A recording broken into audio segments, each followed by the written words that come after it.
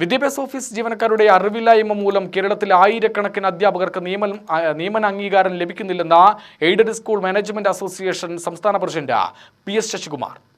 ഭിന്നശേഷിക്കാർക്കായി സംവരണം ചെയ്തതിൽ ഒഴികെയുള്ള നിയമനങ്ങൾക്ക് അംഗീകാരം നൽകണം.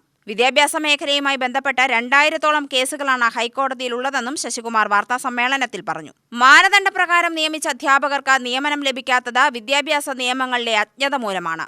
അതുകൊണ്ട് തന്നെ വിദ്യാഭ്യാസ ഓഫീസിലെ ജീവനക്കാർക്ക് KER, KSR എന്നിവ സംബന്ധിച്ച് പരിശീലനം നൽകണം. 8-9 വർഷമായി നിയമനം ലഭിക്കാതെ കോടതിയിൽ നിന്നും അനുകൂല ഉത്തരവ് വാങ്ങിച്ചാലും നിയമനം ലഭിക്കാത്ത സ്ഥിതിയാണ്.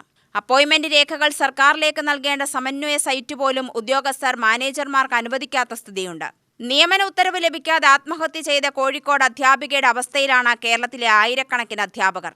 അധ്യാപകരെ ആത്മഹത്യയിലേക്ക് തള്ളിവിടാതെ സർക്കാർ പ്രശ്നപരിഹാരത്തിന് തയ്യാറാവണമെന്നും ശശികുമാർ പറഞ്ഞു. അധ്യാപക നിയമനം നടത്തുന്നത് ആ ഭിന്നശേഷിക്ക് മാറ്റി വെച്ചു കഴിഞ്ഞാൽ ബാക്കിയുള്ള നിയമനങ്ങളിൽ അംഗീകാരം നൽകണമെന്ന് സുപ്രീം കോടതി വിധിയുണ്ട്. അത് NSS പോയൊരു കേസിലാണ് അത്തരത്തിലൊരു വിധി ഉണ്ടായിട്ടുണ്ട്. അത് കേരളത്തിലെ എല്ലാ വിദ്യാലയങ്ങളിലും ഇത് നടപ്പിലാക്കണമെന്നാണ് ഞങ്ങൾ ആവശ്യപ്പെടുന്നത്. ഏറ്റവും കൂടുതൽ പ്രതിസന്ധികൾ വരുന്നത് നമ്മുടെ ഉപജില്ലാ വിദ്യാഭ്യാസ ഓഫീസിൽ നിന്ന് മാത്രമാണ്. കാരണം ഉപജില്ലാ വിദ്യാഭ്യാസ ഓഫീസർ ഒരു വിദ്യാലയത്തിലെ ഒരു അധ്യാപകനെ പ്രൊമോഷൻ കൊടുത്തിട്ടാണ് ഉപജില്ലാ വിദ്യാഭ്യാസ ഓഫീസറാക്കുന്നത്.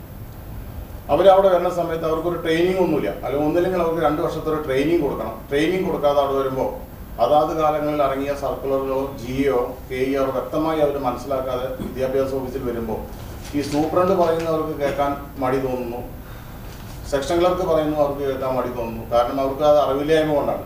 അപ്പം അത്തരത്തിൽ വരുമ്പോൾ ഞങ്ങളെ സംബന്ധിച്ചിടത്തോളം സർക്കാർ ഇടുന്ന ഉത്തരവുകളൊന്നും അവർക്ക് നടപ്പിലാക്കാൻ സാധിക്കുന്നില്ല.